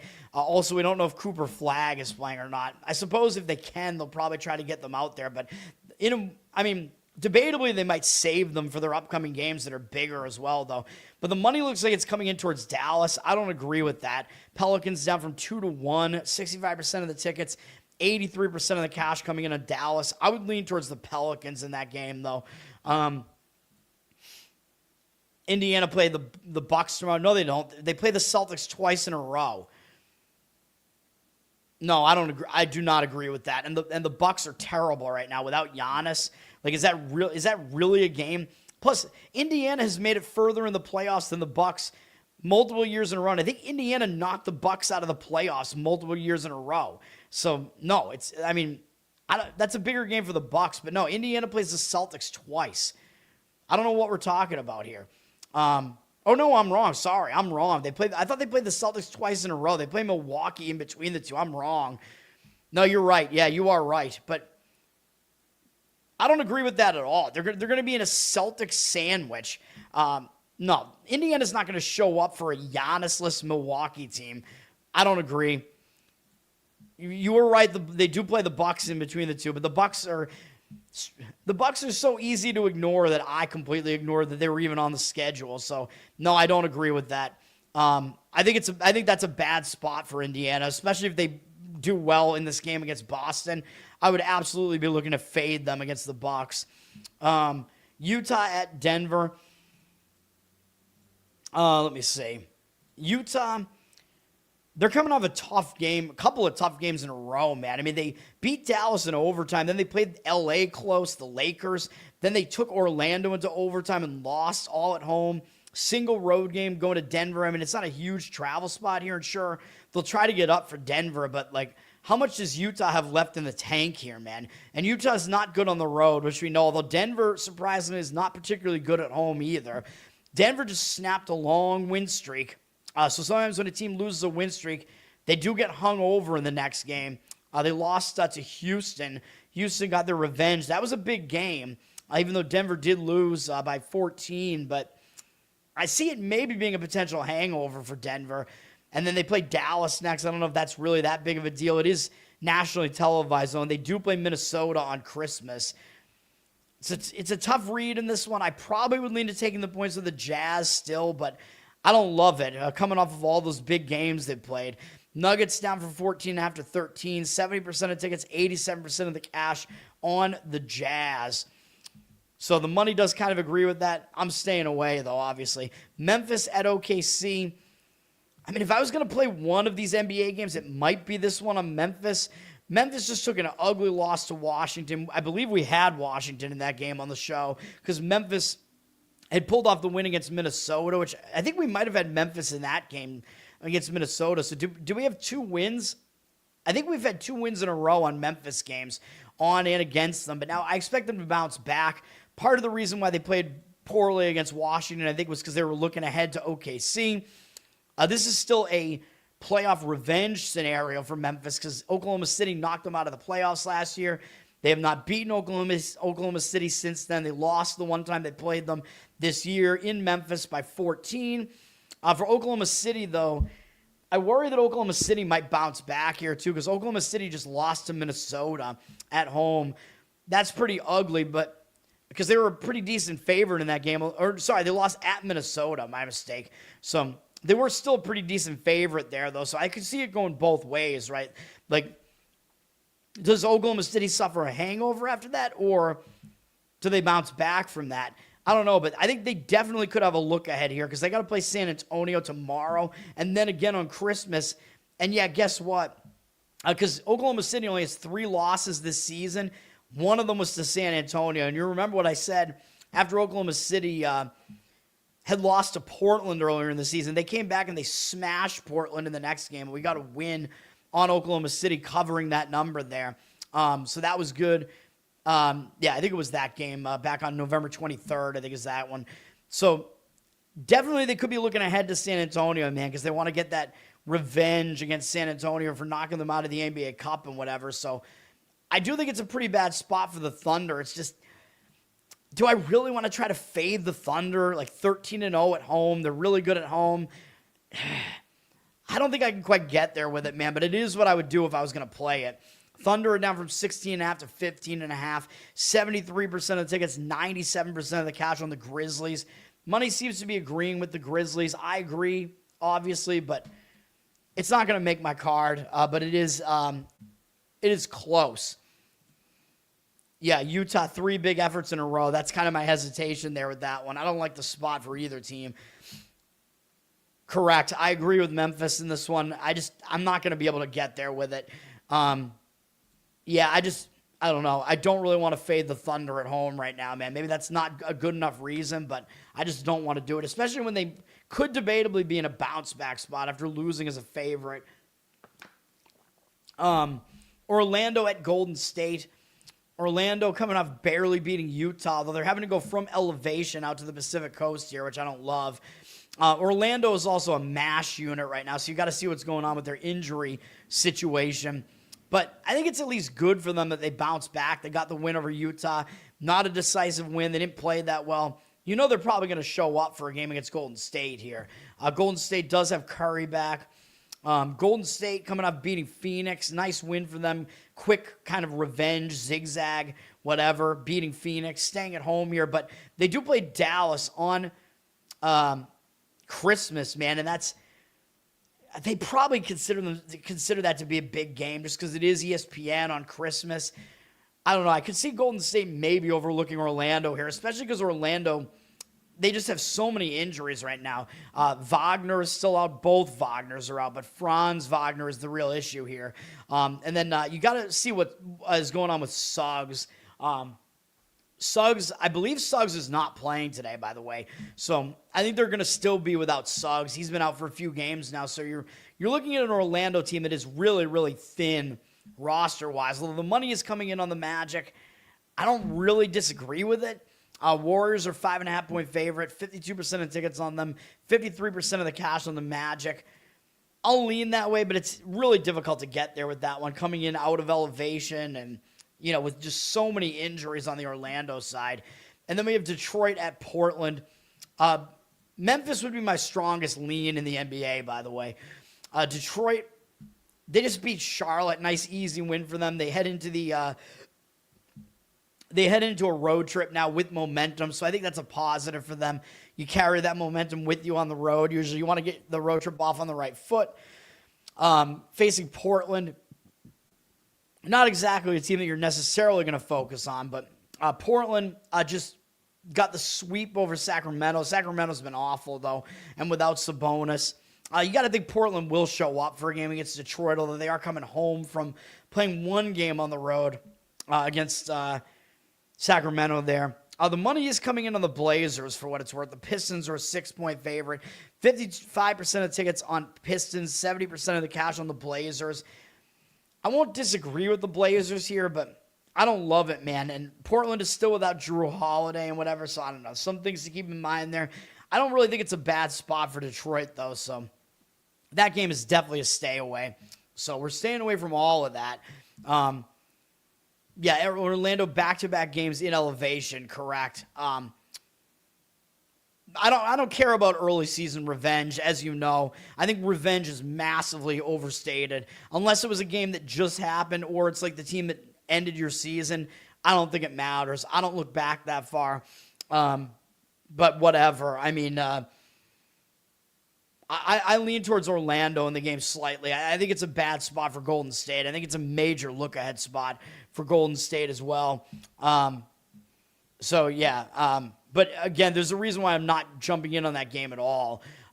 Orlando also might get some value on the line because they're such an injured team right now. So, yeah, and Golden State, I think that was a decent win, like kind of a big win against Phoenix because Phoenix has been playing pretty well. So, they're kind of in a sandwich in that they're playing this Eastern Conference team that's just massively injured. I could see Golden State easily overlooking the Magic here.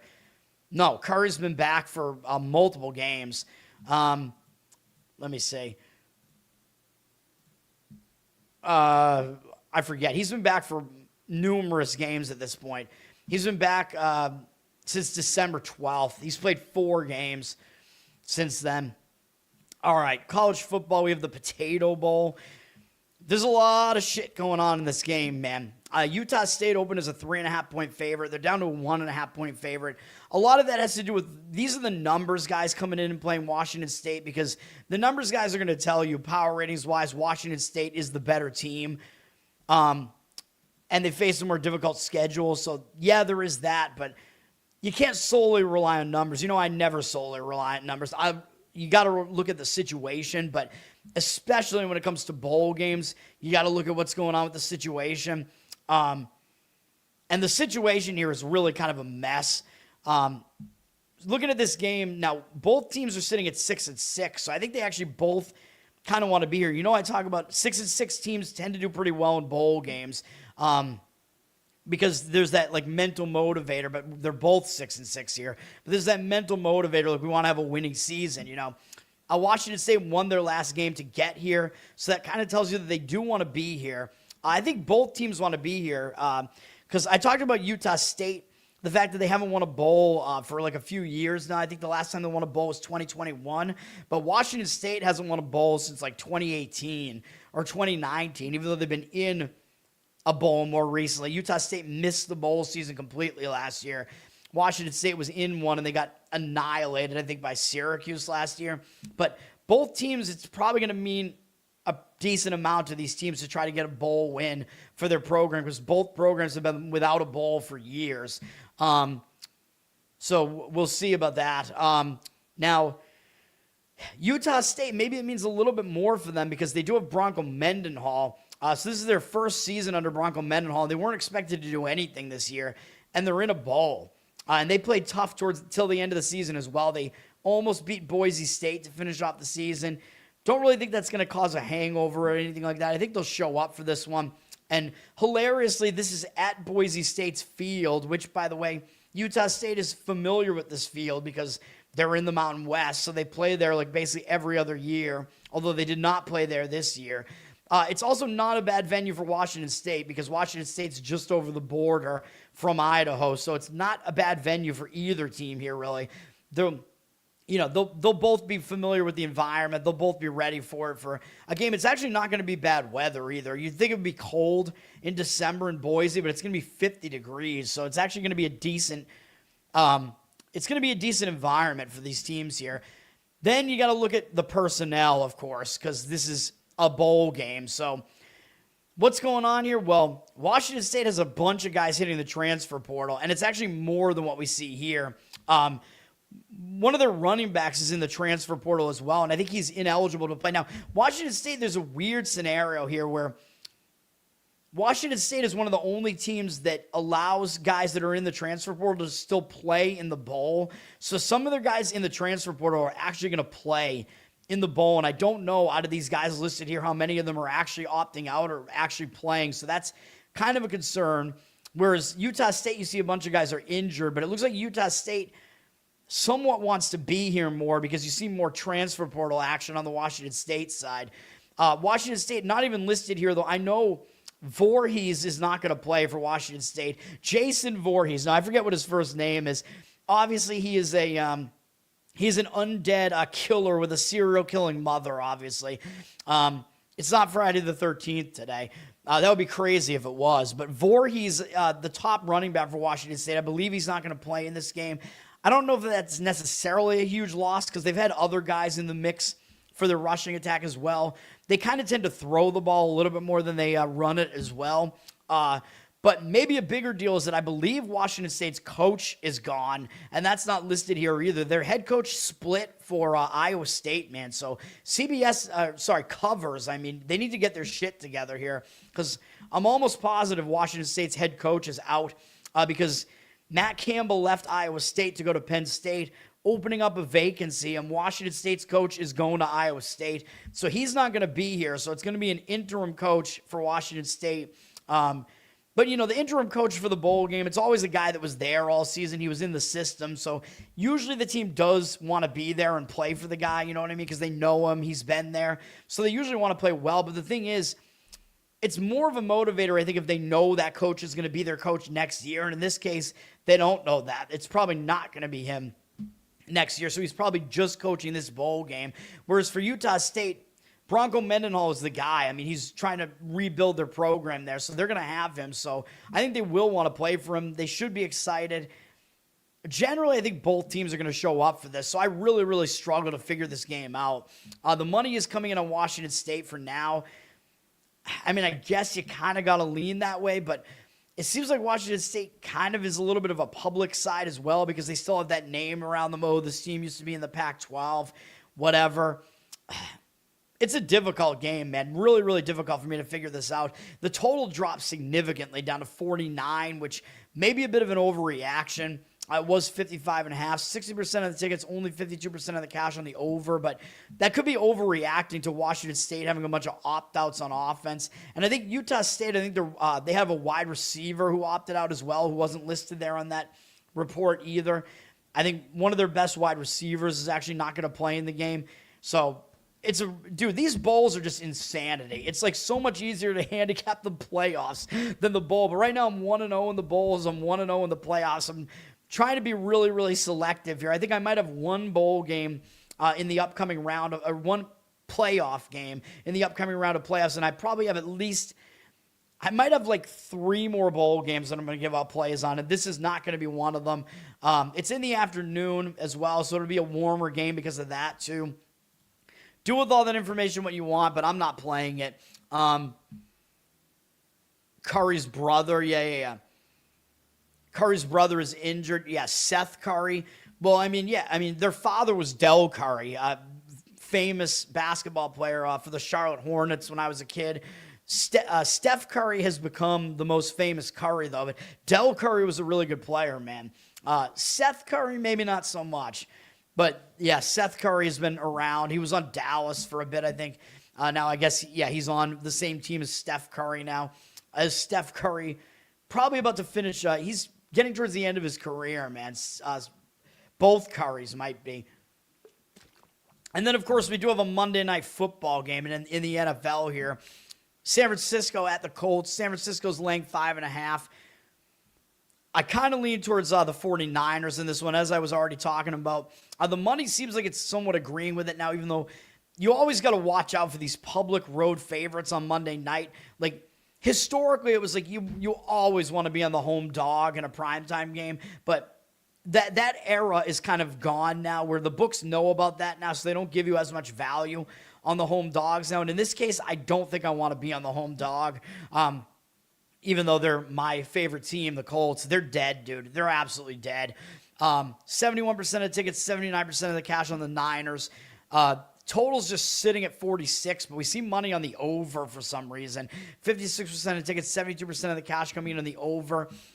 I don't know if you can really trust the Colts offense here, man. I mean, Phillip Rivers, you kind of know what they're going to do, right? Like, they're going to do what they did last week, basically. They're going to try to shorten the game. They're going to run the ball a lot with Jonathan Taylor.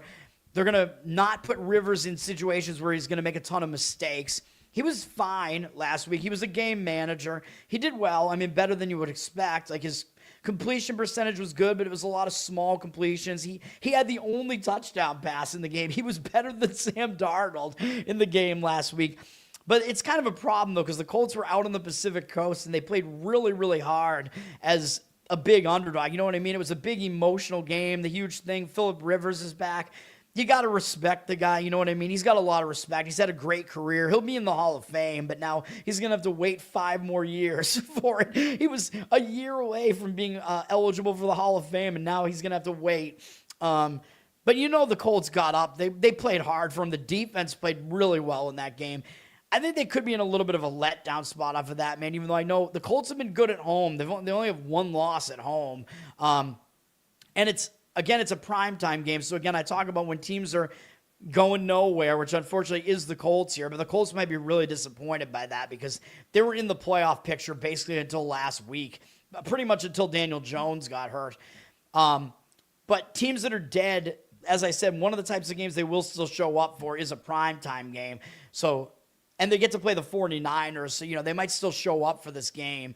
But it sets up better for the Niners. The Niners have actually been quite good on the road as well, 6-2 on the road. Niners did just play at home, so both teams are actually coming in from the Pacific Coast here, but for the Niners, they're coming off kind of a whatever performance against the Titans. They beat the Titans, who cares? They do finish the season with 2 big NFC games, though, against the Bears and Seattle, so there is a concern that maybe there's a little bit of a look ahead there. And the Niners, they're going to be in the wild card hunt here, you know what I mean? So they're not going to win the division at this point. The Rams and Seattle, I mean, what can you really do, you know? I don't think San Francisco is going to be able to catch Seattle, even if they beat them at home in the final week. But it might be a wild card issue here with San Francisco against, although it looks like the Bears are probably going to win their division too, which is ridiculous. But, yeah, I mean, those games might be a little bit bigger for San Francisco. Although they do need to keep winning as well, though, to try to stay in that hunt. But it is one of those dreaded road out-of-conference games for San Francisco, too. There's a lot going on in this game, man, which is just really, really difficult game for me to read. As of now, I mean, I'm going to lean with the market and still lean with my gut instinct on this game was lay it with the Niners. I'm still leaning that way. Again, you're fading a team that's coming off a huge performance in an injured player theory spot and as a giant underdog, which I wish I put the Colts on my card last week. It was close. I put it in my pick 5 entry, and they got the win there. But coming off a game like that, you know, a performance as a huge underdog where you almost win the game, and it was the injured player spot where you play really well in that first game without your starting quarterback, you know. Usually coming off of a game in either of those situations, the team comes up a bit flat the next time out. So I don't think it's a great spot for the Colts. So that's that would be my lean there. You like Oregon in the playoffs? So do I. Yeah, I mean, that might wind up on my card, by the way. So to me, it seems like the Oregon versus Ohio State game last year, except this time I like Oregon. So we'll talk about that when we get to it. But yes, I agree with you on that one. It seems like it's that like coin flip spot in the middle of the bracket where the public is on one side, and I disagree with the public. So we'll talk about it when it happens. That's going to do it for today, though, man. That's everything for today. Once again, the plays today are basketball, college basketball, UTSA plus the points. And I know how ugly it is. We're going to be on the worst team in Division I basketball, Mississippi Valley State. Go Delta Devils, baby. Nobody messes with the Delta Devils. But come on, man. Do you really think West Virginia is going to cover a 41-point spread in a bad spot? Hopefully they don't. I know how ugly it is, man, but don't mess with the Delta Devils, baby. Don't mess with the devil, buddy. We're number 1. We beat anybody. We're the Devils. The Devils. Diablo. Dios mío. El diablo.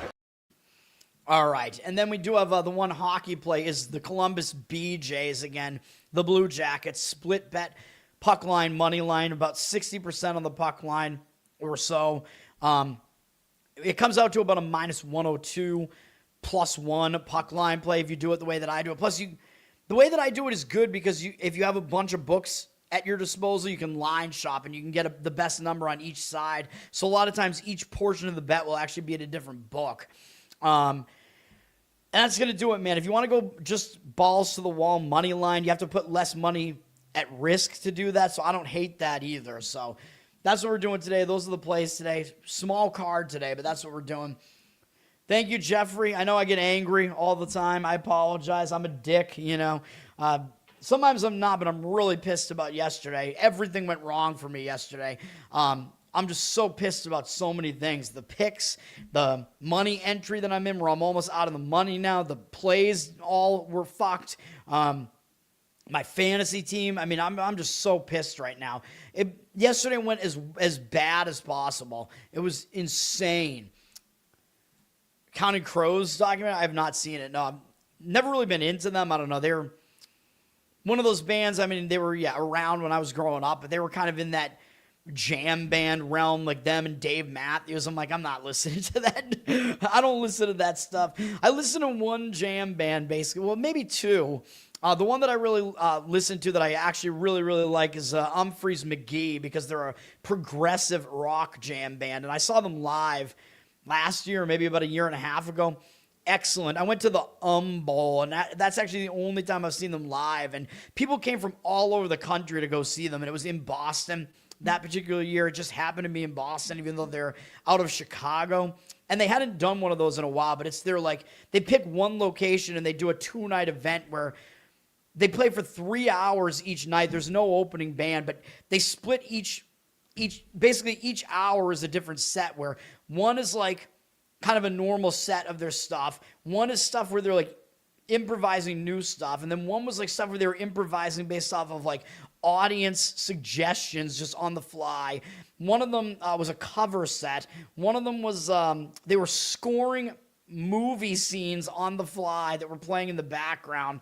And then another one was I think like new material that they were working on or something. I forget what it was. It was insane. So that was fun. And then the other jam band that I do kind of like, because I saw them a couple of times live, Blues Traveler.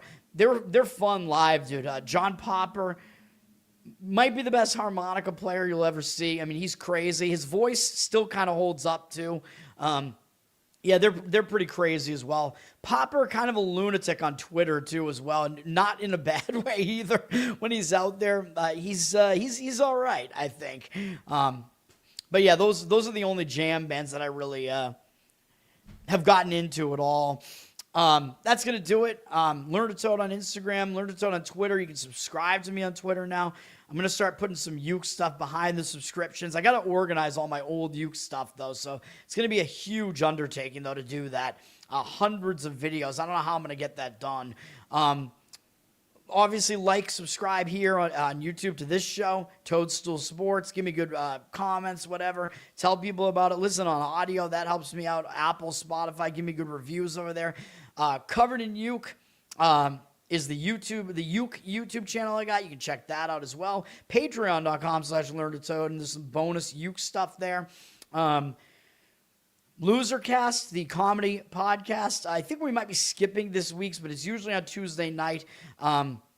So I probably can't do it if it is happening tomorrow, but it's a rotating panel with guests if they ever show up. So that's the new comedy podcast I'm on. Don't know what's happening with the Giants podcast that supposedly is beginning.